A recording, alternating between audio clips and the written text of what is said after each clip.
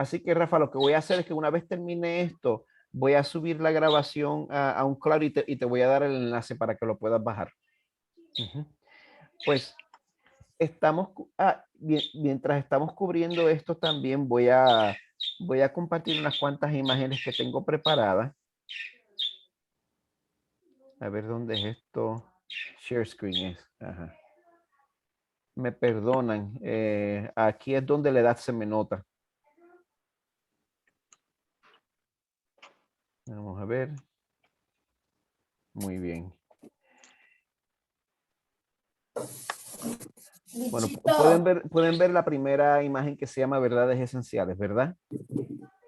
Bueno, se llama de esa manera porque este estudio es parte de la serie de una serie de estudios que doy en la iglesia que pastoreo. Uno de los estudios que tenemos es, estamos cubriendo lo que nosotros llamamos doctrina esencial.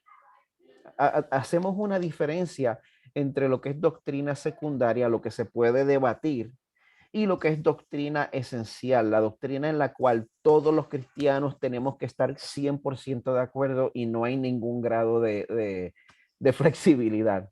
Pues una de las cosas en las cuales tenemos que estar de acuerdo es en la realidad de la santificación. Y estoy basando estos estudios en el libro titulado Teología Sistemática. El autor se llama Wayne Grudem. Si quieren, si alguno de ustedes desean referirse al libro directamente, este libro tiene muchas versiones, tiene versiones más condensadas y está también disponible en español. Se llama, la obra grande se llama Teología Sistemática, la obra más resumida se llama Doctrina Bíblica y hay otra versión más resumida todavía que se llama Doctrinas Cristianas. Así que Doctrina Bíblica es el libro en el medio y Doctrinas Cristianas es el bien breve. Pero la obra más minuciosa es la que se llama Teología Sistemática. Yo lo recomiendo con los ojos cerrados. Pero bueno, Grudem define la santificación de esta manera. Él dice que la santificación es una obra progresiva de Dios y el hombre que nos hace más y más libres del pecado y más semejantes a Cristo en nuestra vida actual. Esa es la definición de Grudem de lo que es la santificación. Una obra progresiva de Dios y el hombre que nos hace más y más libres del pecado y más semejantes a Cristo en nuestra vida actual. Y una de las cosas que vamos a encontrar sobre la doctrina de la santificación es que es un concepto que, perdonen, que, que siempre vive en tensión. La santificación es un concepto que vive en tensión. ¿Por qué? Porque, porque nosotros como personas que creemos en las doctrinas de la gracia, sabemos que la salvación es un regalo del Señor para pecadores que no se lo merecen. Y sabemos que la habilidad de nosotros poder abandonar el pecado y vivir en más y más obediencia al Señor, pues también es producto de la gracia del Señor, pero entonces a la vez nosotros en nuestra realidad tenemos una responsabilidad de cooperar con esa gracia. Mientras que cuando nosotros crecemos en esa santificación, experimentamos los beneficios, pero la gloria se la lleva el Señor. Experimentamos los beneficios de la santificación, pero el crédito y la gloria se la lleva el Señor por nuestra santificación. Así que es un concepto que la Biblia lo enseña claramente, pero vive en tensión, porque vive entre la tensión de dos conceptos. Los vamos a explicar un poco más después. Se llama el concepto de monergismo y el concepto de sinergismo. Los voy a definir un poco más después. ¿Alguien me podría leer en Romanos 8, 29 al 30?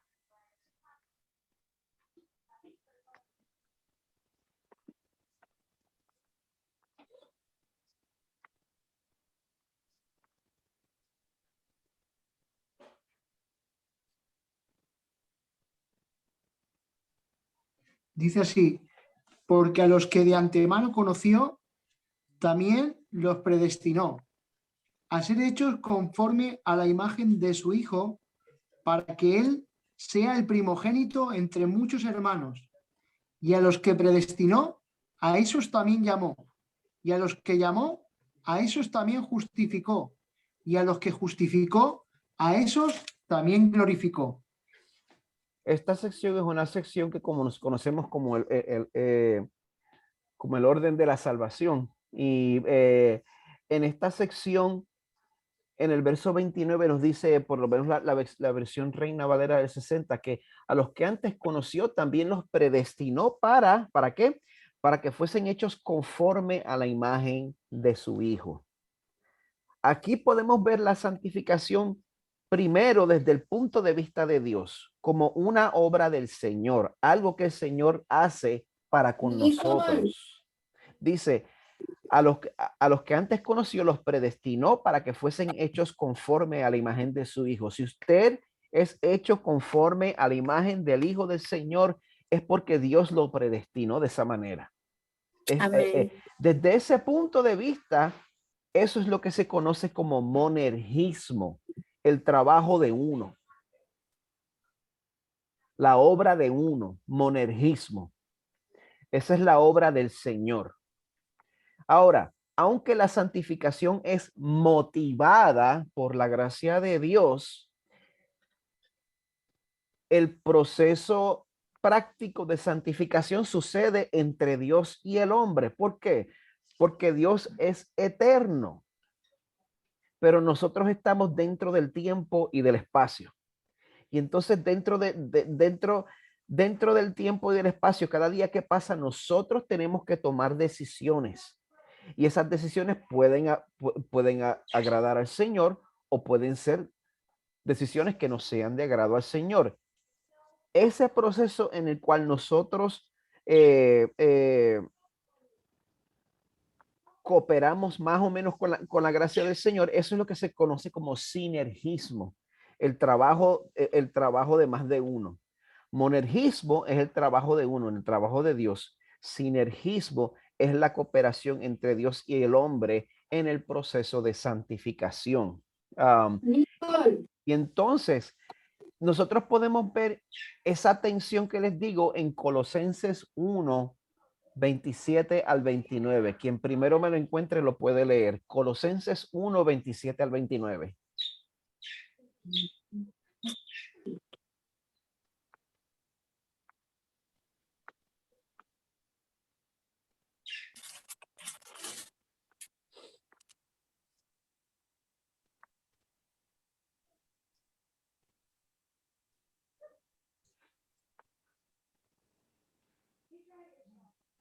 A quienes Dios quiso dar a conocer cuáles son las riquezas de la gloria de este misterio entre los gentiles, que es Cristo en vosotros, la esperanza de la gloria.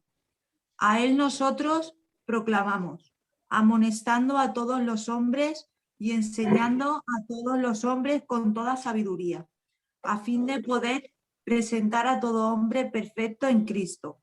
Y con este fin también trabajo, esforzándome, según su poder que obra poderosamente en mí. Muchas gracias. Pues, si usted lee eso, quizás se puede dar cuenta de la tensión que existe, porque lo que quiere hacer Pablo, su deseo es presentar perfecto en Cristo Jesús a todo hombre. Ahora, a lo que él se refiere con presentar perfecto en Cristo Jesús a todo hombre es que cuando nosotros creemos en el sacrificio de Jesús de parte nuestra, ese sacrificio nos hace perfectamente aceptables al Señor a través de su santidad, a través de su rectitud atribuida a nosotros. Pero entonces en el verso 29 dice que por causa de eso, él también trabaja, luchando según la potencia de él, según el poder de Dios, el cual actúa poderosamente en él. O sea que esa obra salvadora del Señor, lo que ha hecho el Señor en la vida de Pablo, por ejemplo, aquí, que lo ha salvado completamente. Y ese es el gran problema que nosotros encontramos como personas que creen en la doctrina de la gracia. Que nosotros decimos, cuando nosotros decimos que creemos que Dios es soberano en la salvación del hombre, pues la gente dice, ah, bueno, pues entonces tú crees que la gente puede hacer lo que le dé la gana porque somos salvos. Entonces la gente les dice, ustedes, bueno, si ustedes creen que la salvación es segura, entonces yo puedo vivir como yo quiera. Esa es la objeción que encontramos una y otra vez, pero la persona que verdaderamente ha sido salva, que verdaderamente ha sido regenerada, en su corazón lo que encuentra es la misma tensión que describe Pablo aquí. Vamos a ser presentados perfectos en Cristo Jesús, pero a la misma vez trabajamos según el poder de Él, el cual actúa poderosamente en nosotros. Nuestra respuesta a esa gracia salvadora es un deseo de vivir en más y más obediencia a nuestro Señor. ¿Hace sentido lo que digo? ¿Alguna pregunta hasta este momento? Porque yo sé que no está fácil seguir un puertorriqueño hablando. Se entiende bien. Pues es un milagro del Señor. Muy entendido, la verdad. ¿Alguna pregunta hasta ahora? Porque se hace difícil porque es un concepto tenso. El Señor es completamente soberano en la gracia con la cual nos salva, y el Señor se lleva el crédito tanto por nuestra salvación como por nuestra santificación. El Señor se lleva el crédito, pero la responsabilidad de la santificación es nuestra. Esa es la manera más sencilla en la cual lo puedo poner. Pues, ¿qué sucede? Una de las razones por la cual nos confundimos es porque nosotros, uno de los problemas que tenemos con la doctrina de la santificación es que nos confundimos entre lo que es la santificación y lo que es la justificación. ¿Alguno de ustedes me puede definir en sus propias palabras lo que es la justificación? Y en verdad mi intención no es incomodar a nadie. La primera persona que se sienta lo suficientemente cómodo para hacerlo me podría dar su propia en sus propias palabras, decirme lo que significa ser justificado.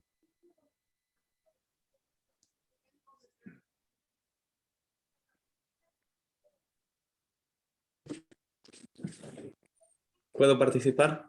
Por supuesto, por favor. Bien, pues yo con mis palabras podía explicar que ser justificados es que al poner nuestra fe en Jesucristo, sin ser justos, se nos imputa la justicia de Cristo. Amén. Hermoso. Y no lo puedo poner de una mejor manera. Pues, y muchas veces confundimos la justificación con la santificación. ¿Por qué? Bueno, yo creo que va a ser de más ayuda si uso la siguiente gráfica. Muy bien. Vamos a pasar un par de minutos comparando y contrastando la justificación con la santificación. La justificación y santificación, lo que tienen en común es que ambas obras son para la gloria del Señor. Y ambas obras son imposibles sin que el Señor nos dé el poder para ellas. Ahora, hay unas diferencias bien marcadas entre lo que es justificación y santificación. Justificación es la posición legal que usted tiene delante del Señor. Eso significa que el Señor ha decretado que usted es justo. Ese es su estatus legal, aunque no sea la vida práctica suya. Y la cosa es que la única manera en la cual nosotros podemos ser justos delante del Señor es que Él nos declare justos, porque ninguno de nosotros va a vivir una vida suficientemente justa para merecernos ese estatus. Si el Señor no nos declara justos, nosotros nunca vamos a poder ser aceptables ante un Dios santo y perfecto. Ahora, la santificación no habla de mi posición legal delante del Señor. La santificación habla de mi condición interna. No estoy hablando de la ropa que me pongo, no estoy hablando del lenguaje que yo uso. Todo eso es parte, pero la verdadera santificación se refiere a lo que está sucediendo dentro de mi corazón.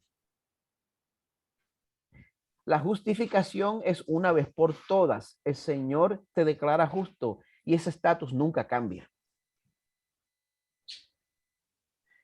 Quiero que sepan que el libro de la vida no se escribe con lápiz, es con tinta permanente. Y ahora, la santificación continúa durante toda la vida. ¿Usted sabe cuándo termina su proceso de santificación? ¿En el día de su fallecimiento o cuando venga el Señor? Ese es el día del final de su santificación. La justificación es obra de Dios por entero, mientras que en la santificación nosotros tenemos el privilegio de cooperar con la gracia que el Señor nos da. La justificación es perfecta y absoluta en esta vida, pero la santificación nunca va a ser perfecta en esta vida. La justificación es la misma en todos los creyentes, sin importar su grado de santificación. No hay creyente más justificado que yo, ni menos justificado que yo. Ahora, hay diferencias en santificación. Depende de cuánto usted se está sometiendo a la voluntad del Señor. Y bueno, ese es otro tema, pero dependiendo de su santificación, pues eso determina la recompensa eterna que usted recibe. No estoy hablando de la salvación, estoy hablando de una categoría diferente, su recompensa una vez usted ha recibido esa salvación gratuita, pero bueno, perdonen que estoy ya complicando las cosas demasiado. Pues es importante que nosotros sepamos estas diferencias porque muchos creen que nuestra santificación es total cuando nos convertimos. ¿Algunos de ustedes alguna vez se les enseñó eso? Que cuando usted se convierte, Dios te santificó.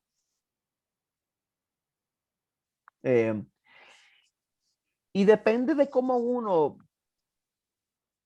define esa palabra, porque santificar es separar y en cierto modo, pues el Señor nos ha separado para Él. Pero pero la santificación en cuanto a la vida que estamos viviendo nunca es completa ni total en esta vida. Si alguien, vamos a ver, ¿a qué me puedo referir aquí? Ajá. Pues quiero que sepamos que una vez somos creyentes, pues todavía es posible pecar. Necesito que alguien me lea en Primera de Juan 1, 8 al 10.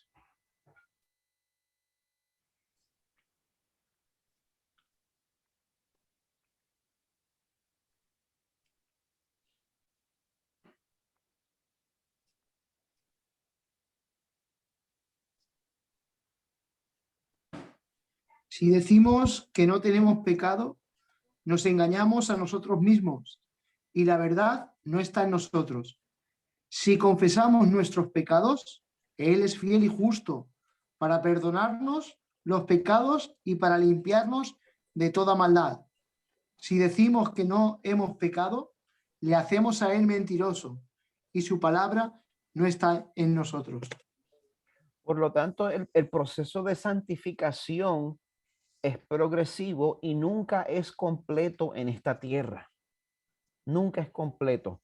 La santificación comienza en el momento de la regeneración y la santificación dura toda nuestra vida y es completa al morir, pero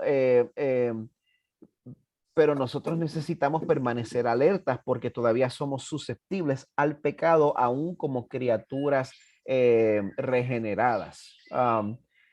Yo creo que la siguiente gráfica nos puede dar una buena idea. Esto lo capturé del libro de Gruden, me lo robé de él.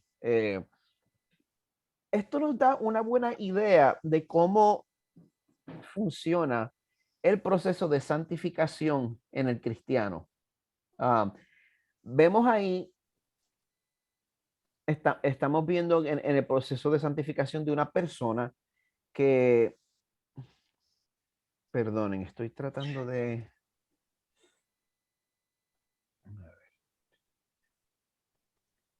Si hubiera una manera, aquí es donde se me nota la edad tratando de manejar toda esta tecnología, pero bueno. Bueno, pues la persona cuando es incrédulo, el incrédulo, la persona que no es creyente, pues sencillamente no le importa el grado al cual se somete a la voluntad del Señor. Puede ser una persona moral, puede ser una persona inmoral, puede ser una persona disciplinada, puede ser una persona indisciplinada, pero el motivo en su corazón no es agradar al Señor, que es lo que verdaderamente importa. Ahora, en el momento de conversión, algo cambia radicalmente. La persona pasa de una motivación en la cual no le importa vivir su vida para el Señor a un plano en el cual sí le importa y su pasión se convierte en vivir su vida para el Señor. De ahí en adelante es que comienza el crecimiento en santidad. El crecimiento en santidad, como hemos hablado, es la manera en la cual nuestras vidas se parecen más a la de Jesús. Y donde ven el número 2, donde dice vida cristiana, que ven esa línea que va más o menos en posición diagonal. ¿Qué pueden notar de esa línea? Subidas y bajadas. Exacto. ¿Qué significa eso?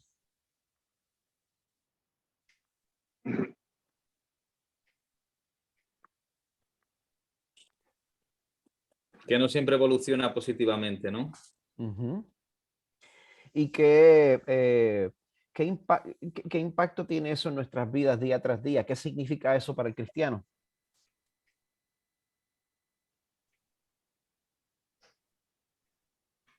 Porque creo que en nuestra vida diaria debemos tener una vida clara de nuestro tiempo devocional de santificación, porque nuestra vida depende del Señor. En el momento que nos enfriemos al Espíritu Santo y dejemos de orar y de la lectura devocional de la palabra, porque claro, nuestra vida van a ir a altos, bajos, más bien bajos que altos. Entonces necesitamos una vida, un estándar de vida donde nuestra vida le dé la gloria a Dios en la búsqueda diaria, en oración y en estudio de las Escrituras.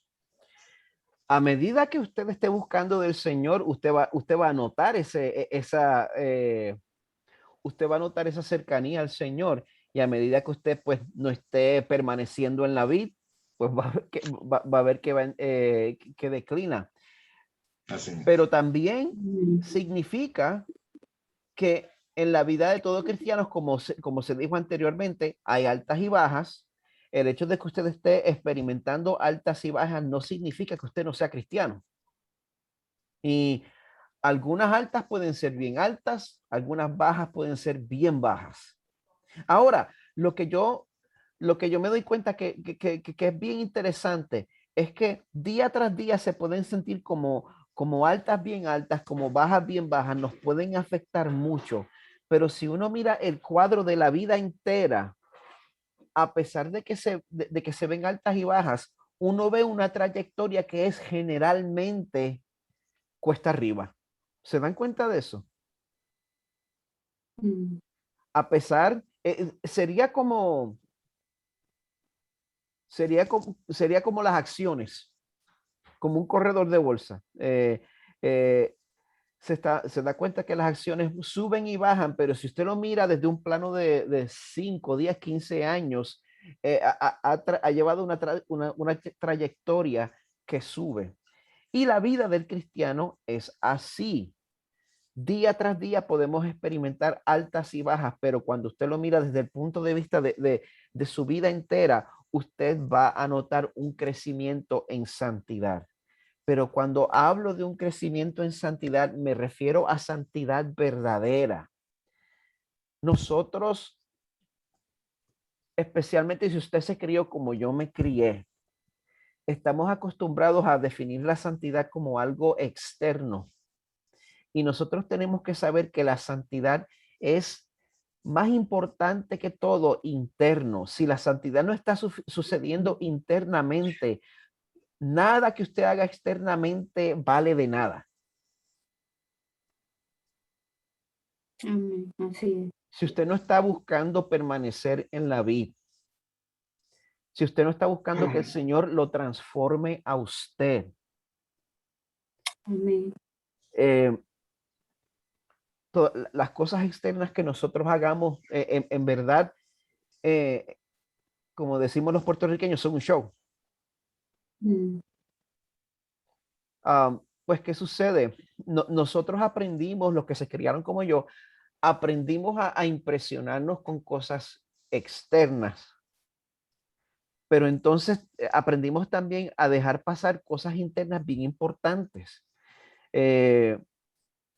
Siempre nos impresionábamos con el hermano que parecía una persona bien decente, que se vestía como persona decente, que se sabía sus textos bíblicos, pero mirábamos, pero no prestábamos mucha atención cuando nos enterábamos de que le pegaba a su mujer.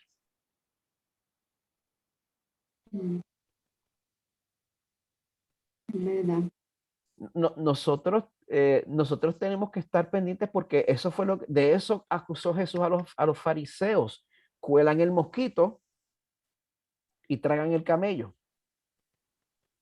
Siempre estamos buscando maneras externas e impresionantes de que la gente crea que estamos siendo santificados, pero hay áreas dentro de su corazón y las cuales el Señor, a través de su tiempo con el Señor, le va a dejar saber que usted tiene que rendirle a Él. Y no importa quién sea usted, no importa qué posición tenga, no importa que sea de la directiva de la iglesia, que sea diácono, que sea anciano, no importa lo que sea. Esas áreas que quiere que el Señor que usted le rinda, perdón, son áreas cruciales, son áreas en las cuales nosotros tenemos que morir al pecado. Mm. Y si esa transformación no está sucediendo, cualquier otro tipo de cambio externo, el Señor conoce el corazón, no lo estamos impresionando. ¿Alguna pregunta hasta ahora? Creo que en el sistema que nosotros nos hemos crecido, hermano Miguel, creo que nos hemos preocupado más por el fruto que por permanecer, ¿no? Es la parábola de la vid. Abunda más en eso. ¿Sí? La escritura nos enseña a permanecer, pero haber crecido en un ambiente legalista nos ha llevado a querer producir los frutos por nosotros mismos. Realmente el fruto no está por producirlos tú mismo, sino por permanecer en la vid. Estar en Cristo. Ese es el verdadero fruto. O sea, lo que corresponde a nuestra responsabilidad en la santificación es permanecer en Cristo. Excelente. Porque nosotros tenemos que ver la santificación como un fruto que sucede naturalmente. Y como tú dices, en el ambiente que nos criamos, aprendimos a verlo como algo que nosotros forzamos. Y lo que lo hace confuso es que nuestro esfuerzo sí está envuelto en la santificación. Hay sinergia. La gracia no se opone al esfuerzo.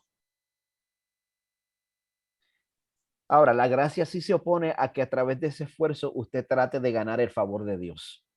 eso es otro asunto muy diferente y a Dios no le da nada de gracia. Pero, ah, pero, pero mientras más nosotros veamos la santificación como un fruto que sucede naturalmente a raíz de nosotros permanecer en la vid. Y me pueden decir las maneras a través de las cuales nosotros permanecemos en la vid, porque nosotros, los que somos de la iglesia, pues tenemos ese lenguaje de iglesia, ese lenguaje religioso. Pero cuando nosotros decimos que la santificación viene cuando uno permanece en la vid, vamos a definir eso, vamos a abundar sobre eso, pues, perdonen, 30 años en los Estados Unidos no pasan sin consecuencias, a veces se me olvida el español. Ah, eh, vamos a desmenuzar eso. ¿Qué significa permanecer en la vid? Y aquí no voy a decir nada, aquí yo quiero que ustedes hablen.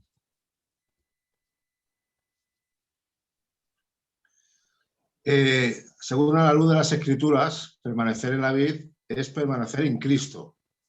Es tener una relación personal con Él el día a día. Es el que verdaderamente, que si el Espíritu Santo ha hecho la obra de regeneración en el interior de la persona, tiene que haber una evidencia de una santificación, de una búsqueda, de un deseo profundo y una pasión por la lectura de la palabra. Tiene que haber unos frutos producidos por el Espíritu y tiene que haber un cambio en la persona. O sea, el permanecer en la vida tiene que ver con llevar una vida realmente que se note en tu manera de vivir que el Espíritu Santo ha cambiado tu vida.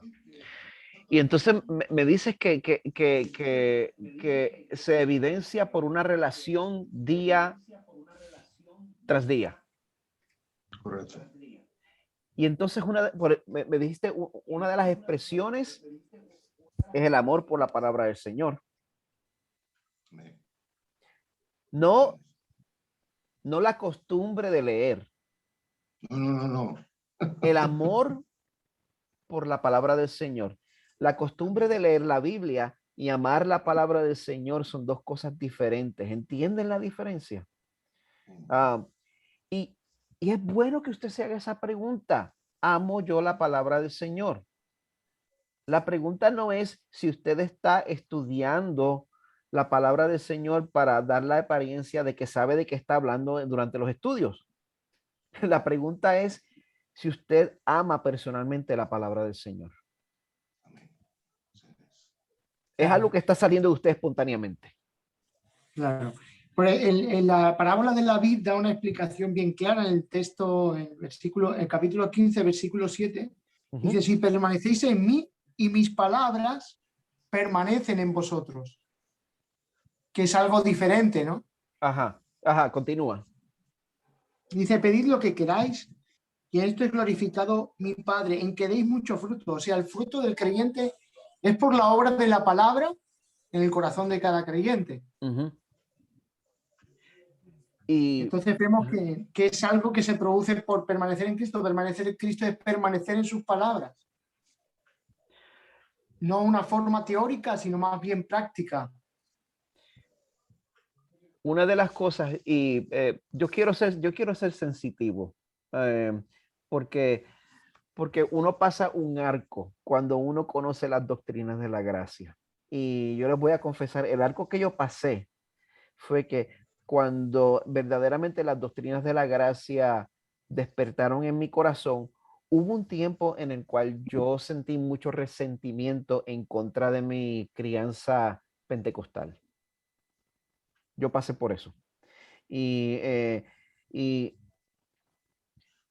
entonces ahora estoy en un punto en el cual puedo darle gracias a Dios por todo lo bueno que aprendí en ese tiempo y por todo lo que me enseñó a través de ese tiempo. Y pues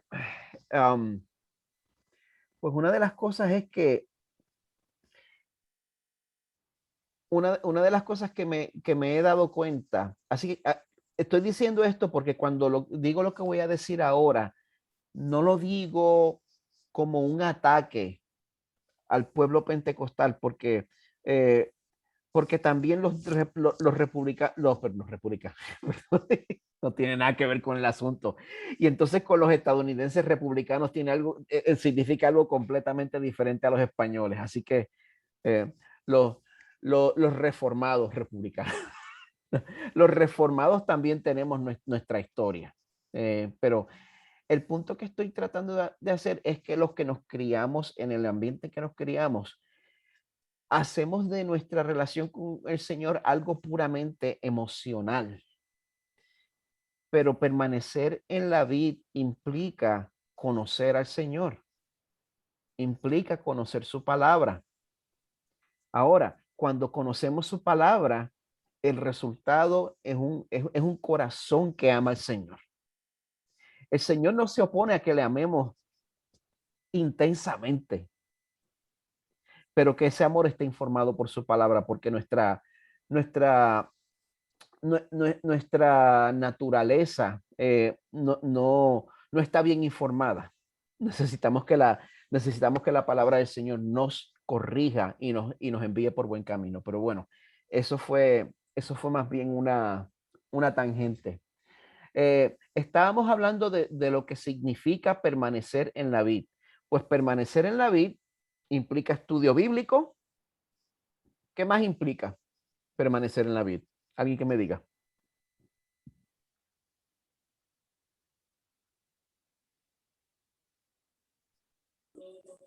Membresía de la iglesia. ¿Por qué? Porque nos estimula, ¿no? Y nos llama a la santidad, y la palabra del Señor dice que debemos reunirnos porque la hermandad que tenemos como iglesia es una parte, la exhortación, la corrección, es una parte esencial para nuestra santificación. Excelente. El pecado que habita dentro de nosotros quiere permanecer, quiere aislarnos y que permanezcamos en la oscuridad. Y la comunidad de la iglesia es una oportunidad perfecta para que nosotros vivamos en la luz y no permitamos que ese pecado nos aísle. Se encuentra también la oración en cuanto a nosotros permanecer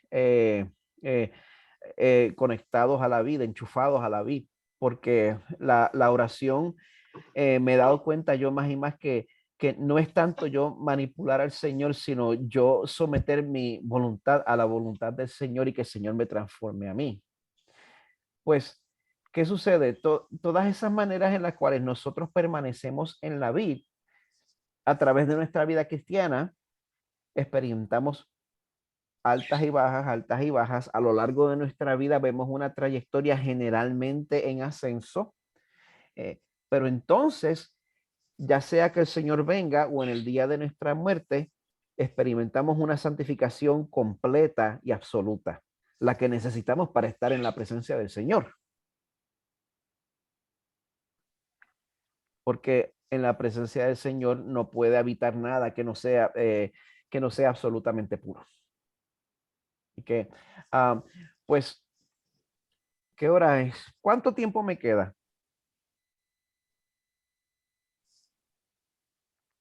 Llevamos 1 hora y siéntete libre, hermano. Estamos a gusto. Bueno, bueno, no quiero abusar de ustedes. Aquí son las 2:27 de la tarde, así que no quiero abusar. Pero bueno, pues Rafael había mencionado algo bien importante. No es el papel de Dios en la santificación y el papel de nosotros en la santificación.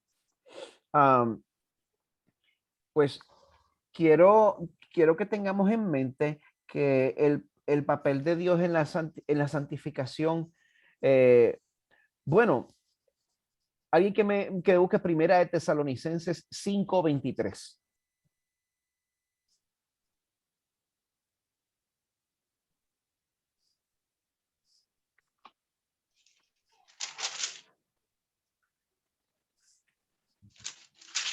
Dice la palabra del Señor así. Dice, y el mismo Dios de paz os santifique por completo y todo vuestro ser, espíritu, alma y cuerpo, sea guardado irreprensible para la venida de nuestro Señor Jesucristo. Amén. Y alguien que me lea en Filipenses 2:13.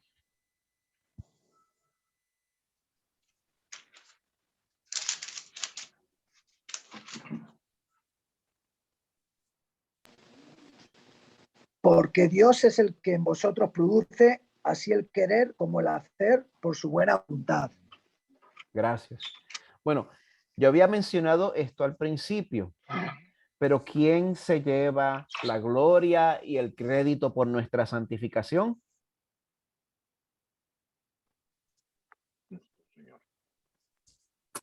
Nuestro Dios. Nuestro Dios, nuestro Señor. Cristo. Exacto. Él es quien nos santifica por completo y Él es quien produce en nosotros tanto el querer como el hacer para que se cumpla su buena voluntad. Así que Amén. sin que Dios actúe en nosotros, la santificación no va a ocurrir. La intervención de Dios es esencial. Y si vamos a ser un poquito más específicos, si vamos a hablar de entre la economía de las personas de la Trinidad, ¿alguien me puede decir qué persona de la Trinidad es la que más envuelta está en nuestra santificación? Espíritu Santo. Exacto. Excelente. Excelente. Eh, por ejemplo, Pedro habla de la santificación del Espíritu. Segunda de Tesalonicenses nos habla de la santificación por el Espíritu. Y Gálatas Amén. 5, 22 al 23 nos dice que la santificación es fruto del Espíritu. Espíritu. Así que, pues en todas las epístolas paulinas, pues el crecer en santificación se le conoce como andar por el Espíritu y ser guiado por el Espíritu. Así que es importante que reconozcamos que el papel de Dios es esencial en la santificación y nosotros también tenemos un privilegio en la santificación. Vamos a ver. ¿Quién me puede buscar en Romanos 8:13?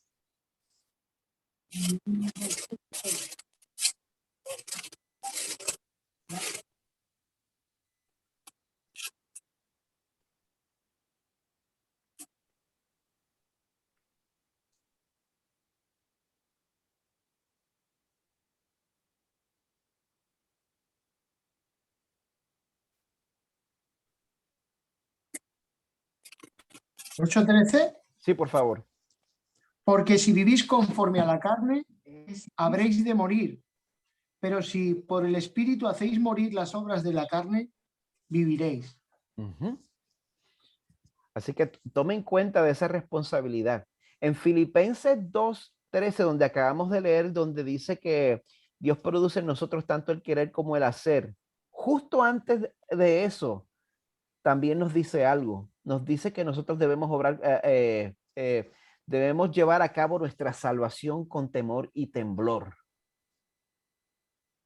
Así que, como les dije, es una tensión en la cual vivimos. Dios desde su perspectiva eterna, Él obra nuestra salvación, Él es quien ocasiona nuestra salvación, Él se lleva la gloria por nuestra salvación, por nuestra santificación también, porque la santificación es causada y motivada por gracia. Pero nosotros dentro de nuestro tiempo y espacio y decisiones que tomamos día a día, hora por hora, pues tenemos que estar completamente envueltos y somos agentes responsables por nuestra santificación. A nosotros no nos gusta eso, pero nosotros nos llevamos la culpa y Dios se lleva la gloria. Así voy a ser sencillo. Así que eso significa también que nosotros como cristianos estamos en una posición que el no creyente no está. Tenemos un poder que el no creyente no tiene. Y es el poder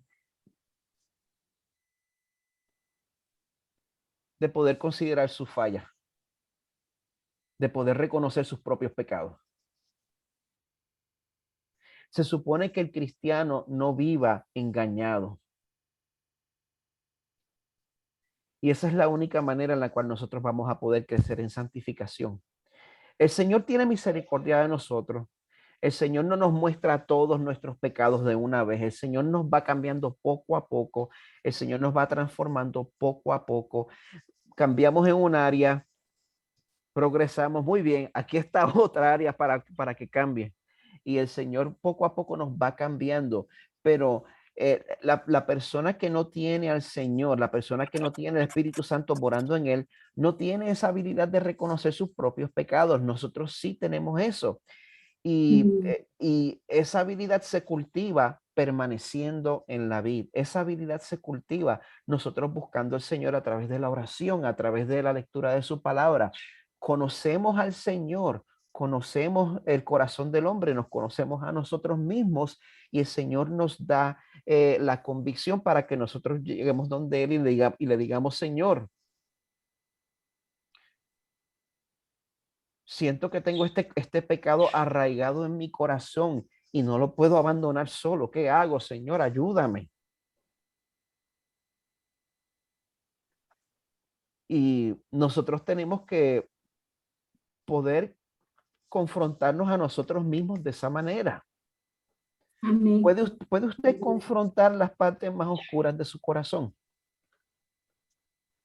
¿Puede usted confrontar los deseos pecaminosos que se encuentran en ustedes, en todos ustedes, en mí? ¿Puede usted confrontar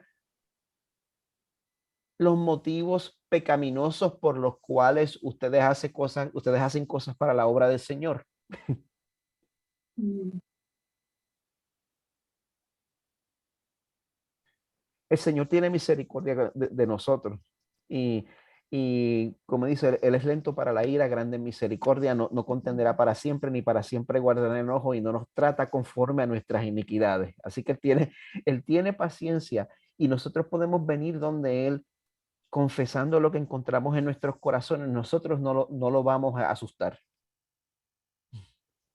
Él nunca va a estar en shock cuando usted nunca va a estar en shock cuando usted le confiese su pecado. De hecho, ese es el destino al cual nosotros debemos llegar, porque nosotros no vamos a poder ser santificados si nosotros no podemos reconocer nuestros pecados, nuestras actitudes pecaminosas que están en nuestro corazón. Y para terminar, porque quiero tener misericordia de ustedes, yo por mi parte, a mí me encanta conectarme con ustedes y para mí es un gran privilegio.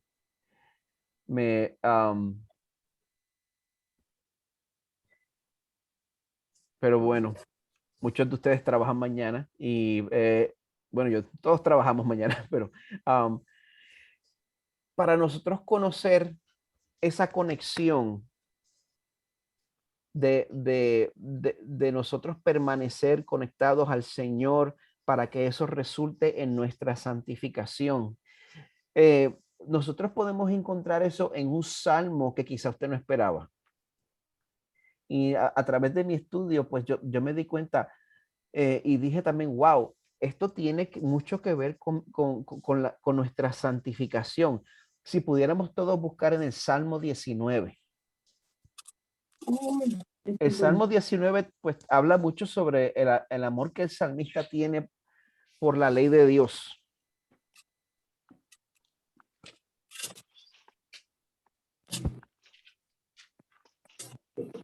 Pero también nos habla sobre las motivaciones del amor por la ley de Dios.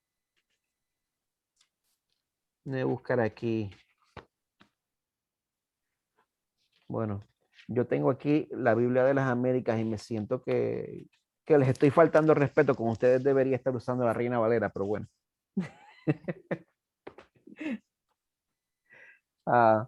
Un salmo de David.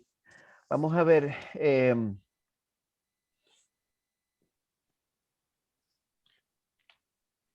Yo quiero que sepan, porque cuando nosotros pensamos en la santificación, eso nos puede dar ansiedad porque cuando nosotros tenemos que confrontar nuestro pecado, ahí es donde más inseguros nos sentimos.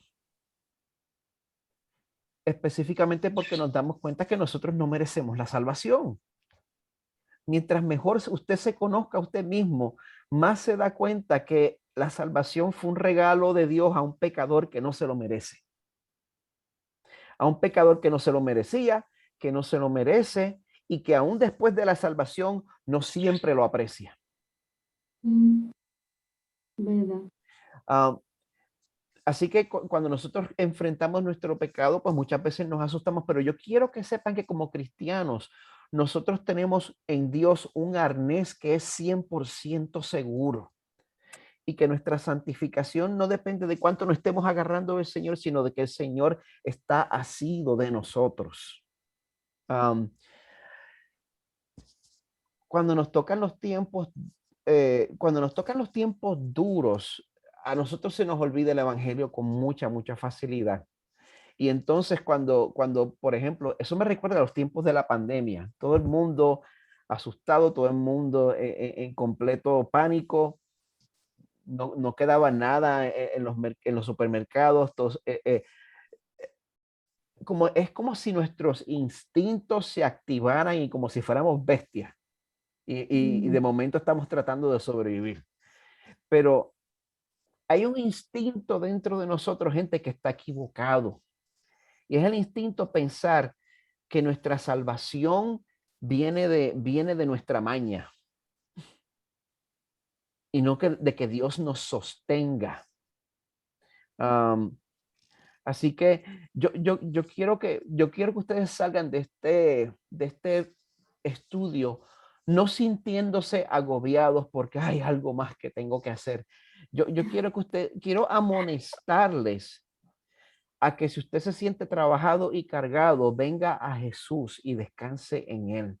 Pero tiene que conectarse a Él. Amén. Así es. Conectarse a la vid, pues, es descansar en Jesús. Es un descanso activo.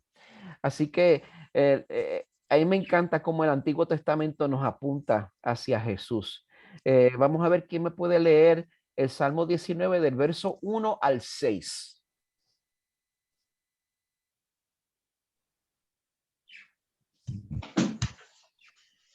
Dice la palabra del Señor, los cielos cuentan la gloria de Dios, y el firmamento anuncian la obra de Dios. Un día emite palabra a otro día, y una noche a otra noche declara sabiduría.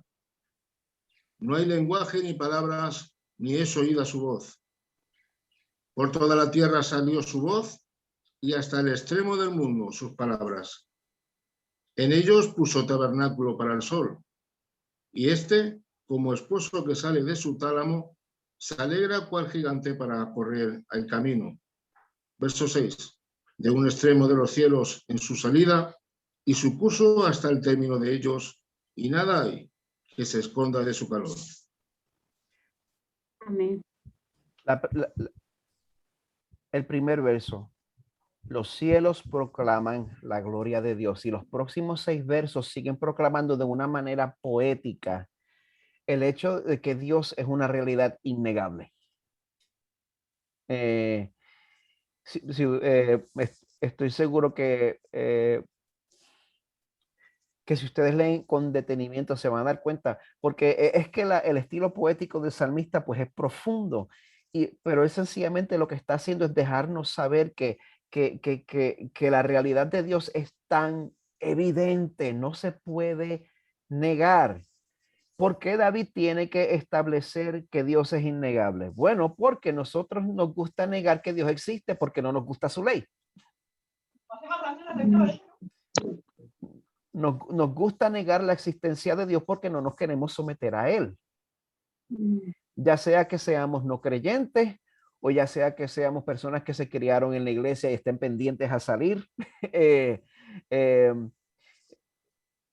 Interactuamos con la ley de Dios, decidimos que no nos gusta la ética sexual de la ley de Dios y y entonces empezamos a buscar faltas por aquí, por allá, le buscamos 5 patas al gato y a la verdad, a fin de cuentas es que no nos gusta la ley del Señor, pero a pesar de eso, la realidad de Dios es innegable. El mundo lo proclama y es inescapable.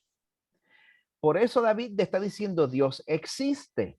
Y entonces dice de los versos 7 al 11. ¿Quién me lee los versos 7 al 11? Salmo 19. Finalmente anuncia La ley de Jehová es perfecta, que convierte el alma. El testimonio de Jehová es fiel, que hace sabio al sencillo. Los mandamientos de Jehová son rectos, que alegran el corazón. El precepto de Jehová es puro, que alumbran los ojos. Y el temor de Jehová es limpio, que permanece para siempre. Los juicios de Jehová son verdad, todos justos. ¿Hasta ahí? Hasta el 11. Hasta el 11. Vale. Deseable son más que el oro y más que mucho oro afinado. Y dulce más que la miel y que la miel que destila del panal. Próximo. Vale. ¿Quién podrá entender sus propios errores? El 11. Líbrame de los que me son ocultos. Sí. Tu siervo es además amonestado con ellos. En guardarlos hay grandes galardón. Gracias. Pues, como les dije, David establece que Dios es real. Dios existe. No importa cuánto no te guste la ley del Señor, no puedes evitar la realidad de que Dios existe y Dios ha creado una ley, Dios impone su ley y Dios tiene la razón al imponer su ley. Sus juicios son correctos. Y como dice, obedecer a Dios trae felicidad a su pueblo. Nosotros como reformados, pues, estamos aprendiendo como mucho a que, bueno, no se trata de nuestra felicidad, se trata de nuestra santidad. Pero cuando nosotros buscamos vivir en santidad, el Señor nos da felicidad. La felicidad del creyente es someterse al Señor. Yo le puedo dar fe de que siempre que me he sometido al Señor he sido feliz y de que siempre que me he rebelado en contra del Señor, mi vida ha sido una miseria. La vida del creyente la felicidad del creyente es obedecer a Dios. Y como él dice, la ley de Dios es objetivamente hermosa, es estéticamente hermosa. Si nosotros no notamos eso, los obtusos, los burdos somos nosotros, no es el Señor. No. El que se empancina con papitas no va a querer un bife. Y yo sé que estoy usando palabras de americano para comida, pero bueno, el que se empancina con comida chatarra, pues no va a querer algo gourmet. Y esta cultura, esta sociedad nos tiene a todos empachados y empancinados con el mínimo común denominador y con las cosas que este mundo quiere. Y nosotros hemos perdido el gusto de lo elevado, de lo excelso, de lo hermoso de Dios. Pues, ¿qué ha hecho David? Él dice, Dios existe, Dios es real, su ley es real, su ley es hermosa. Uno esperaría que en este momento, pues, él terminara el Salmo diciendo, así que los exhorto a que obedezcan la ley de Dios, ¿verdad? Como que uno esperaría que él se fuera en esa dirección. Sin embargo, la ley de Dios es tan perfecta que nosotros tratar de obedecerla externamente no da el grado delante del Señor. Por eso él dice del verso 12 en adelante, ¿quién puede discernir sus propios errores? Absuélveme de los que me son ocultos. Usted puede creer que usted puede pensar que David al final quiere que nosotros nos dediquemos a obedecer al Señor, pero nosotros Nos engañamos si creemos que podemos obedecer perfectamente al Señor. Nosotros tenemos muchas faltas ocultas. Tenemos pecados de los cuales ni siquiera nos hemos enterado todavía. ¿Quién puede discernir sus propios errores? Absuélveme de los que me son ocultos. Cuando uno le pide a Dios que lo absuelva, ¿qué significa eso?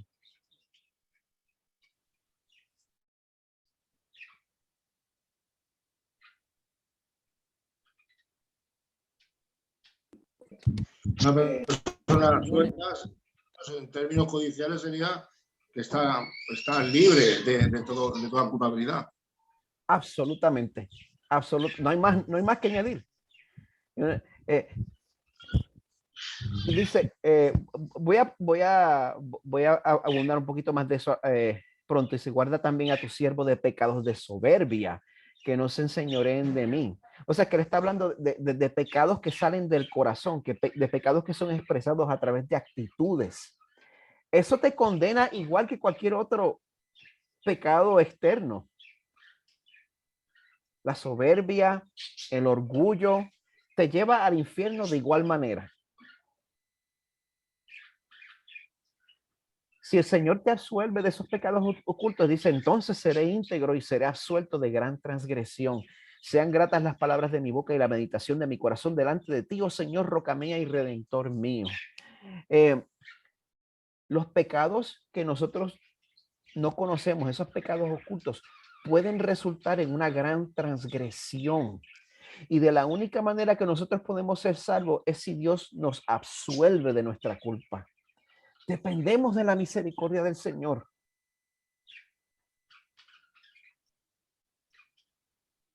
Por eso nuestra confianza no debe estar en nuestra devoción, en nuestro nivel de compromiso religioso, sino en que Dios tenga misericordia de nosotros. De ahí es que tiene que venir nuestra confianza. Porque como dice Efesios 2, por gracia ustedes han sido salvados por medio de la fe. Eso no procede de ustedes, es don de Dios, no por obras para que nadie se gloríe.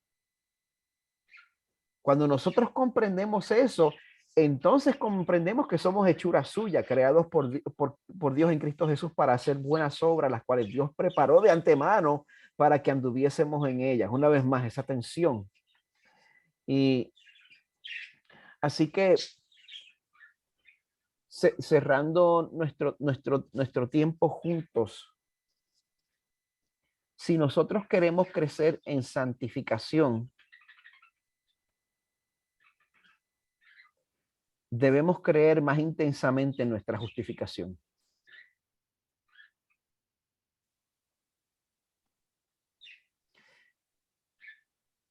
Porque crecer en santificación no es modificar comportamientos externos.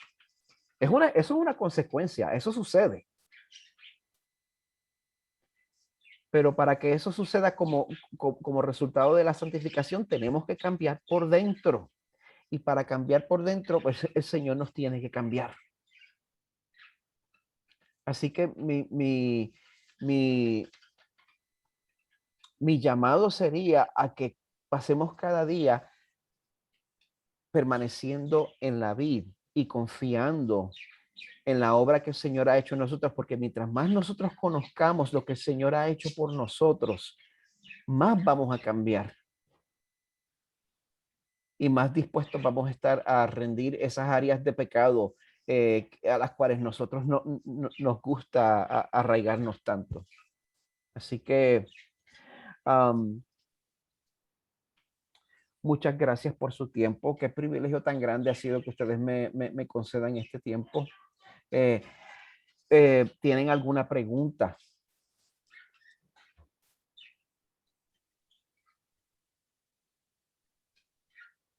¿Por qué los puertorriqueños hablan tan feos? Yo no sé. Yo no me inventé este acento. Lo aprendí nada más. Aprovechar y preguntar al hermano, luego no me mandéis WhatsApp de audio ni nada, que yo no voy a responder, ¿eh? No te dejan vivir. Muy bien, Miguel. Bueno, como he dicho antes, creo que lo ha explicado también, que creo que si hubiera niños aquí, pues lo podía entender.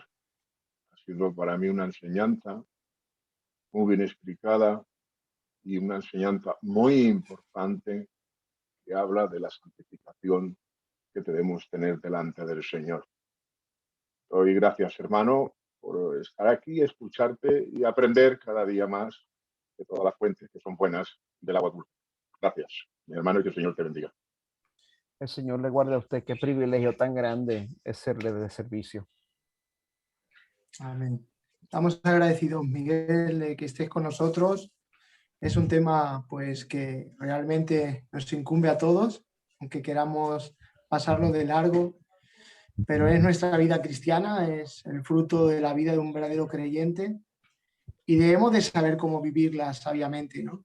Porque tenemos una responsabilidad delante de Dios y como bien comenzabas al principio, decías que aquel que tiene la seguridad de salvación no vive jactándose de esa salvación de una manera como viviendo en pecado, sino más bien una vida sujeta, de responsabilidad, obedeciendo mandatos, porque esa es la santificación que el Espíritu hace.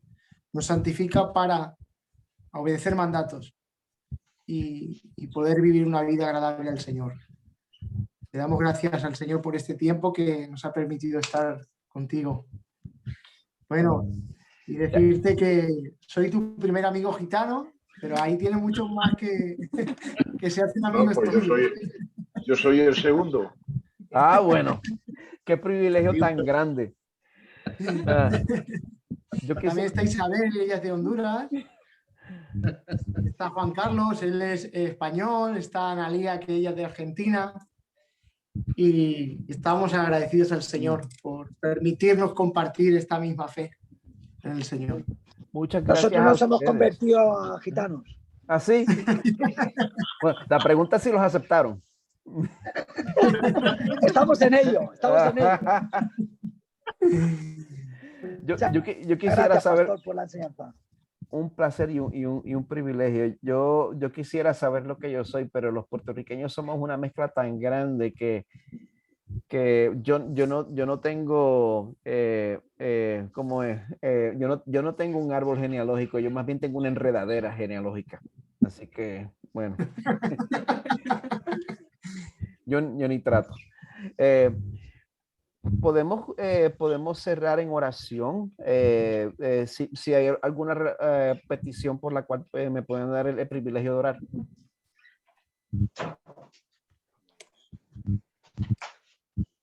¿Tenéis alguna petición, hermano, por la que poder orar? Con nuestra iglesia local. Amén. Absolutamente. Esa bíblica, gracia y verdad. Estoy haciendo la lista aquí porque ni se crean por un momento que me lo voy a saber de memoria. Ajá. Ojalá tenga el privilegio de poderlos visitar en un futuro cercano también. Sí, claro. Otra vez que te lo dije por mensaje que aquí tienes una paella preparada para ti, donde estabas cerca, que estabas en Madrid. Así que cuando vengas por aquí, les voy a cobrar. Voy a llegar con la familia entera y somos 6.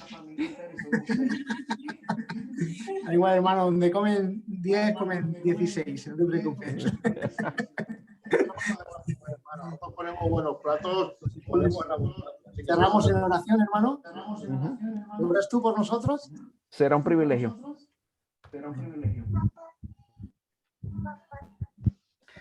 Señor, gracias por este pueblo aquí reunido. Gracias por la evidencia de santificación que veo aquí de personas que se dan cuenta que necesitan aprender más de ti para poder andar cerca de ti.